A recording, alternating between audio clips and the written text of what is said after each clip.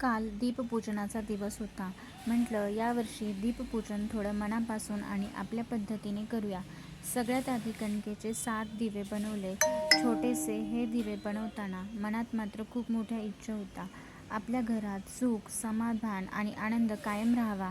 घरातल्या प्रत्येक व्यक्तीचं स्वप्न पूर्ण व्हावीत आणि सगळ्यांच्या आयुष्यातील अंधार दूर होऊन नेहमी प्रकाश राहावा. त्यानंतर या 7ही दिव्यांमध्ये तेल आणि वात ठेवून मनापासून दिवे प्रज्वलित केले. 7 दिव्यांचा हा प्रकाश पाहताना मनाला एक वेगळी शांतता मिळत होती. असं वाटत होतं की या प्रकाशासोबत आपल्या आयुष्यातील प्रत्येक नकारात्मकता दूर व्हावी. त्यानंतर देवाची मनोभावे पूजा केली. देवासमोर दिवे लावले आणि मनातल्या सगळ्या प्रार्थना त्याच्या चरणी अर्पण केल्या. आणि शेवटी मनातील सगळ्यात खास क्षण माझ्या रुद्रांच्या 7 दिव्यांनी औक्षण केलं.